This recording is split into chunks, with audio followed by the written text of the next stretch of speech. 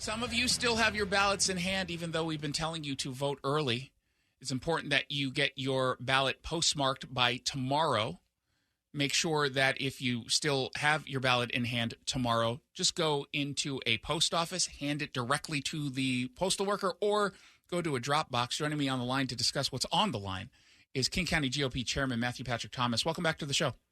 Thanks for having me on, Jason. There's a lot on the line when it comes to some of these elections. Actually, the recommendations are pretty straightforward. It's not even just in King County, but if you have a Democrat incumbent, just vote for whomever they're running against.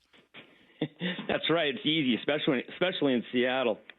Yeah, no kidding. But obviously there are a lot of folks who are listening outside of Seattle. What are some of the races that you are paying special attention to?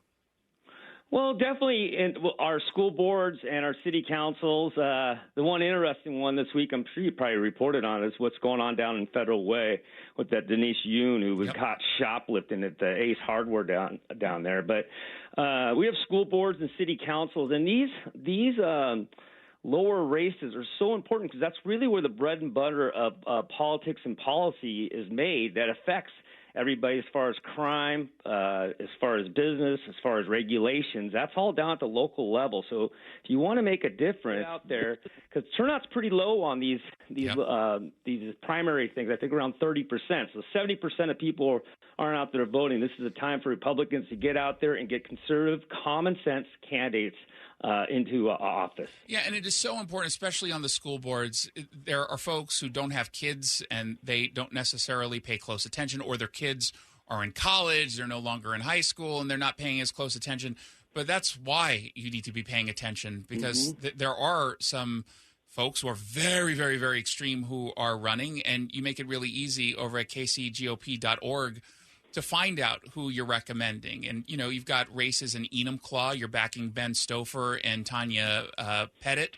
You've got Bellevue School District. That's been in the news a lot. You're backing Ryan Sugden, or you're making the recommendation for his votes. And in some cases, you know, when there are only Democrats running, we're looking for the one who is the least extreme. And, for example, in the Seattle School District, Michael Christopherson.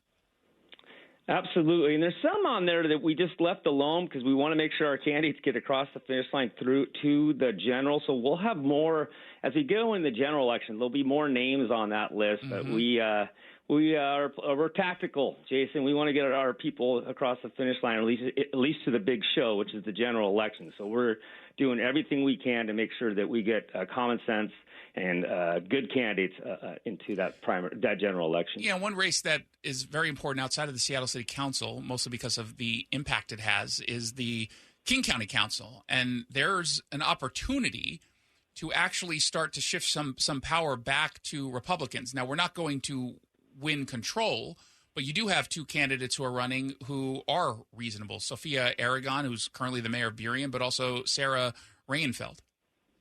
Absolutely, and we've recommended both of those, and that's people we can work with and get policies and procedures and laws in place to make sure that we get a safer King County. We all know that anyone that goes out their door and walks through King County, there's plenty of room for improvement out there. Yeah, you've got Kent murder rates skyrocketing. You've got drug use all across the area that's making everyone's lives a little less safe, and we deserve better. And when you got these people, you and I talked a while ago about, you know, people stepping up and deciding to run, and it can be very disruptive to one's life when they get involved, and that they've decided to step up and run is, you know, they deserve our attention.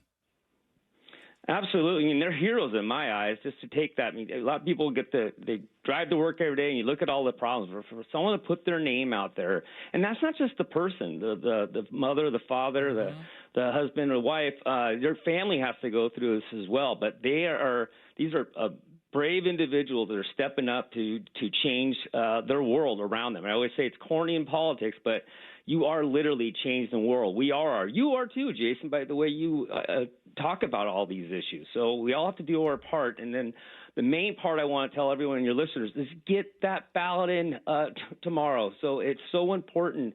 It takes you 5 minutes. You don't have to put your life on the line. You don't have to put your family's life through hell or on the media. All we're asking you to do is fill out those little ovals and get the thing to the mailbox.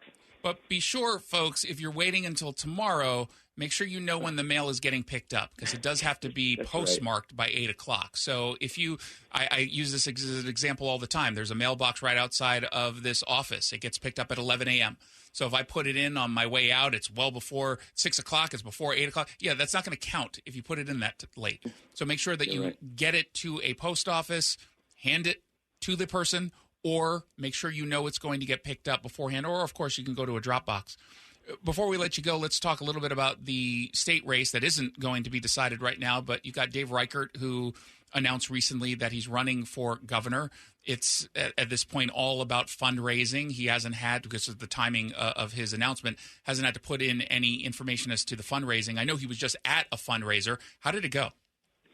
Well, yeah, there was one here on Thursday night. It was, I think, it was kickoff, and it was full. It was over in Bellevue. It was a kind of a high dollar event, and there must have been 80 people a minimum in that room on a short notice. So there's a real excitement for that race. This is a guy that can win in King County. He was a congressman from 2005 to 2019. He was elected King County sheriff. So to win a statewide office, you do need to win in King County. Now, you don't need all the votes. You need about 38 to 40% of King County. But this is a guy that consistently won in King County. And then when it comes to politics, Jason, you know, too, is that name ID is very important as well. Yep. And this person does have name ID. And it actually has a favorable rating when you look at the polls. So it's an exciting time for the party, because if people see someone at the top of tickets generally that's generate excitement, down ticket, and it helps out the whole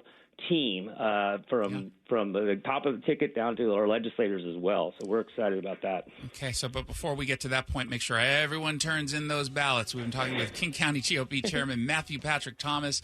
KCGOP.org is the website. Thank you so much for stopping by.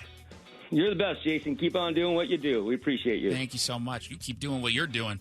It's really hard work what he's doing. Again, KCGOP.org. And for those of you who live outside of King County, it's all good. Just look up your county Republicans website, and they also will have recommendations on who to vote for those of you who are still kind of on the fence, or you didn't do your homework yet and you're rushing to get it done. You're listening to The Jason Rantz Show.